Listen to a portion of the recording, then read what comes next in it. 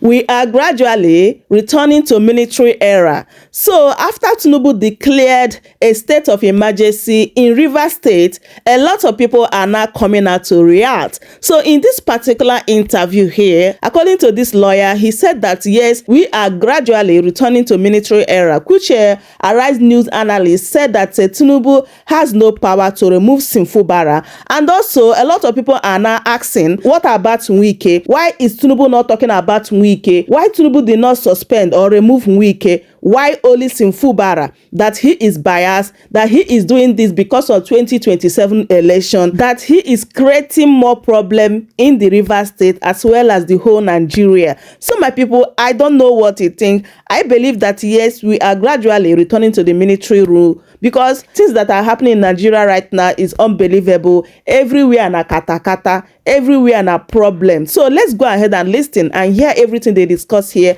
If Tinubu has the right or power to remove Fubara and his deputy or not. So much has been, it's Nigerians are asking so many questions and we're wondering exactly where we can begin to unpack this. Number one, Senior Advocate of Nigeria, did you see this coming, based on the events that have led to this? And which part of the Nigerian constitution empowers the president to declare a state of emergency on the one hand and to remove the governor on the other hand? Well, thank you, Ngozi. It's always a pleasure being here.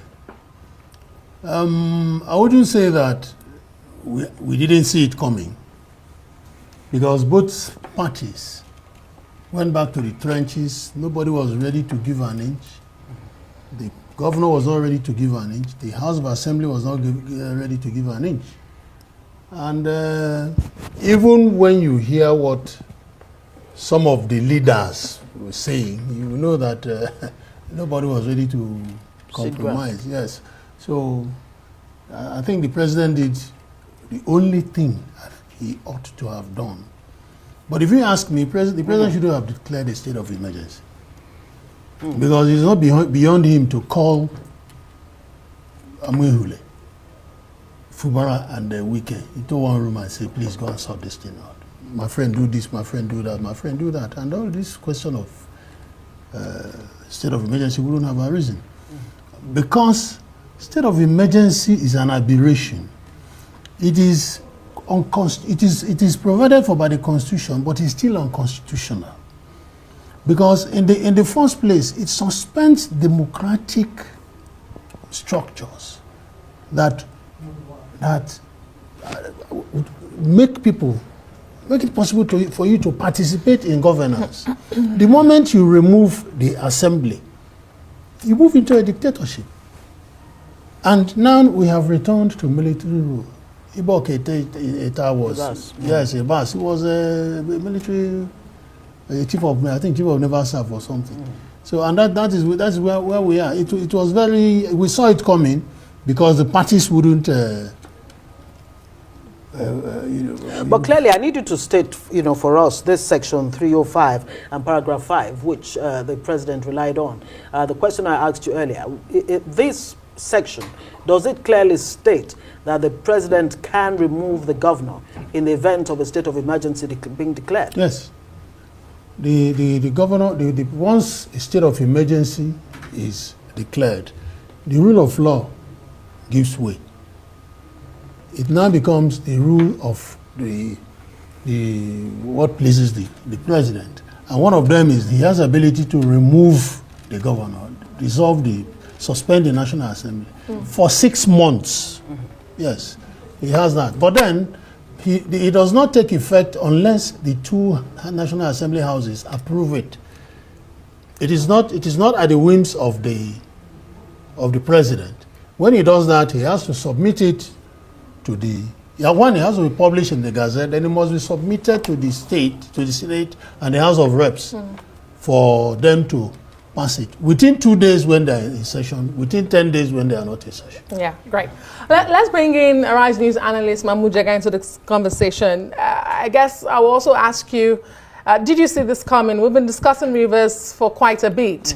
And even in his response, the Senior Advocate of Nigeria here had mentioned an employee of the president, Minister Wike of the FCT. When you listen to the president speak today, what did you make of his language, calling the governor a despot? And also people have raised questions about his employee, the minister of the FCT, missing in that entire speech. What did you make of that? Okay, thank you very much. I was listening to what the son said. I'm not a lawyer and he is a whole son. But if we recall the events of the last 20 years, I beg to disagree with what he said.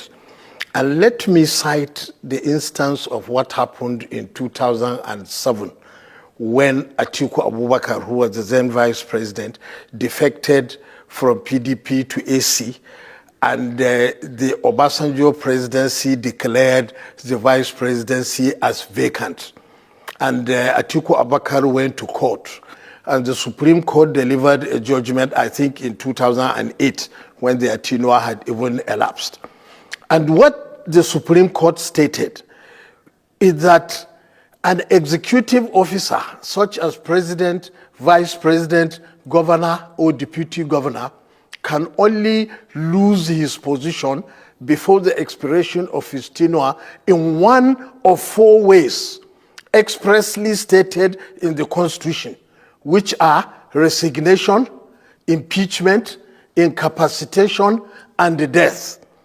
And the Supreme Court said that you cannot add to the Constitution anything that it did not expressly state.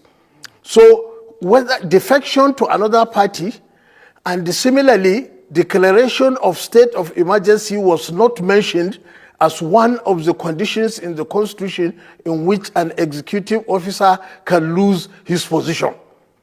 I therefore hope that the president was well advised by the Attorney General, because this matter is likely to very soon go back to the Supreme Court.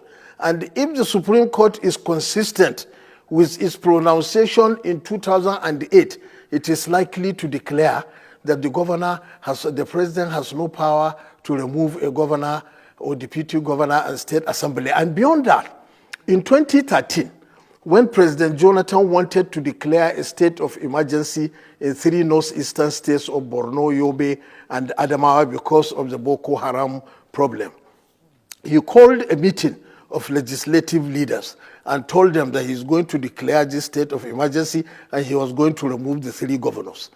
The Speaker of the House of Representatives at the time, Amin Waziri Tambuwal, who is a lawyer, stated clearly that no, Mr. President, based on this ruling of the Supreme Court, you have no power to remove the governors and state assemblies of those states. President Obasanjo did it in Plateau in 2004, but it was because Governor Darie did not go to court. So that was how that matter was led to lie. And President Jonathan accepted that advice, and he declared a state of emergency in the 3 northeastern states in 2013, but he did not remove their democratic structures. Instead, the security agencies, military and others came into the states in huge numbers and aided the civilian authority in trying to combat Boko Haram. That is why I am suspecting the legality of the declaration today. But as I said, I am not a lawyer, right. And very soon we will hear.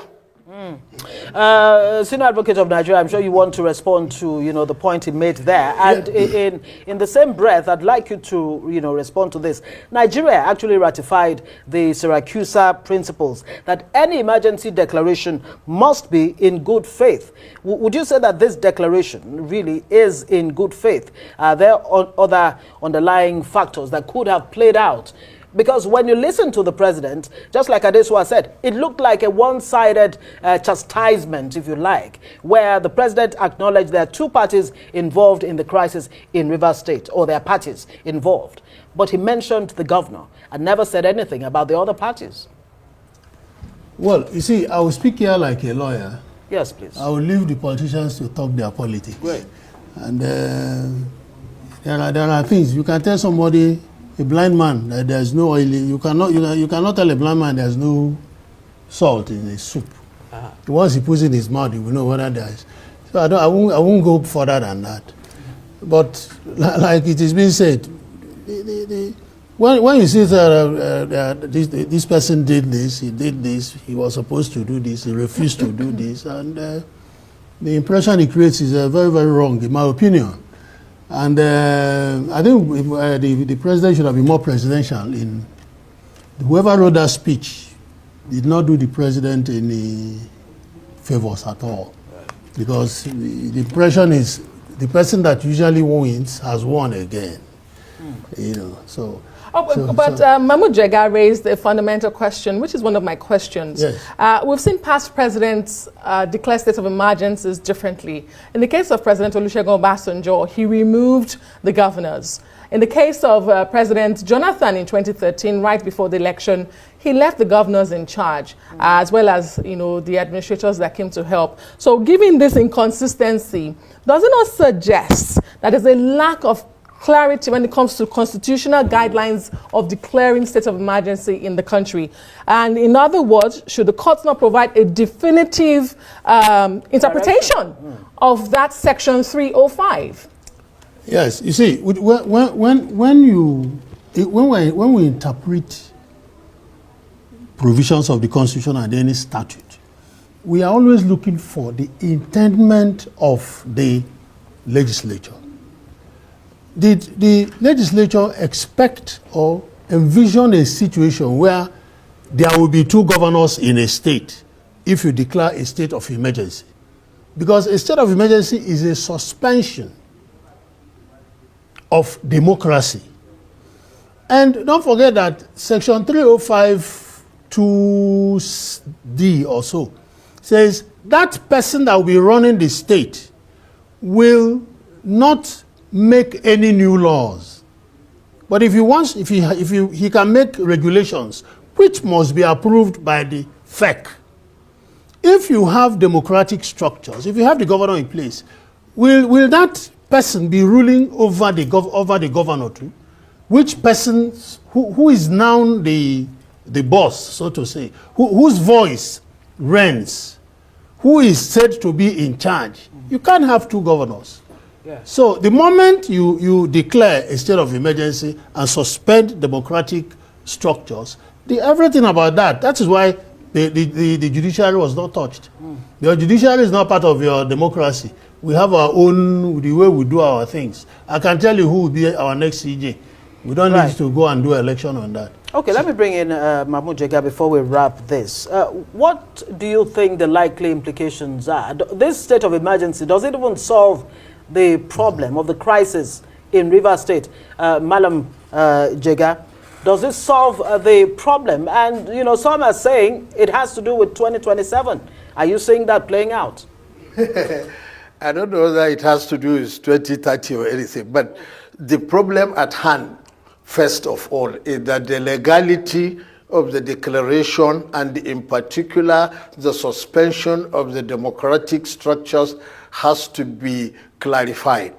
And what I suspect could happen is that some PDP-controlled states are likely to go to the Supreme Court very quickly, because a matter between state governments and federal governments goes straight to the Supreme Court and test the legality of the declaration. And if the Supreme Court is consistent with its 2018 judgment, then it is likely to strike down that part of the declaration which removes constitutional structures. That is what I suspect will happen.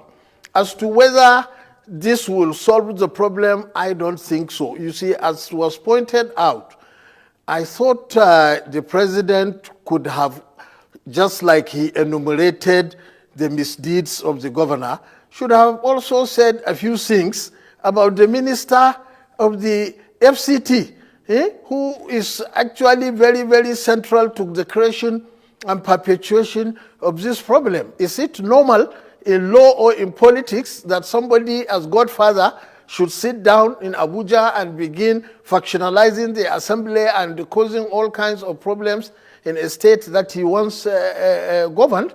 And unless something is done about that, then the problem will never be solved, maybe before 2027. 7, the way I see it. Quite unfortunate. Senior Advocate of Nigeria, Obamado Abuchi, and Arise News analyst Mahmoud Jega. Yes, very quickly. In 20 seconds if you can. Yes, you see, we say the Supreme Court said you cannot, that is in Abubakar and the Federal Republic. Well, I agree, but that is ordinarily. Ordinarily, nobody has, the only way you lose your seat is death, resignation, incapacity, or what. There are four instances. Ordinarily. But ordinary times do not exist in state of emergency. Right. Okay. Thank you both for being on the news tonight. We do appreciate your time. Right. Moving on. Yes. The administrator appointed for Rivers State, retired Vice Admiral Ibok Ete Ekwa Ibas, was the 22nd Chief of Naval Staff of the Nigerian Navy, who served from 2015 to 2021. 64-year-old Ibas from Cross River State, South Nigeria, enlisted into the Nigerian Defense Academy in 1979 and was commissioned sub-lieutenant in 1983. Ibas attended several military courses at home and abroad. He has served as Naval Provost Marshal, Chief Staff Officer of the Naval Headquarters, Headquarters Chief of Administration, and later as the Navy Secretary, while Ibas was the Flag Officer commanding Western Naval Command from January 2013 to January of 2014, Chief of Logistics in February of 2014, and then the GMD CEO of Nigerian Navy Holdings Limited. In December of the same year, he was appointed the 22nd Chief of the Naval Staff on 13 July of 2015. Welcome to Chamber News TV.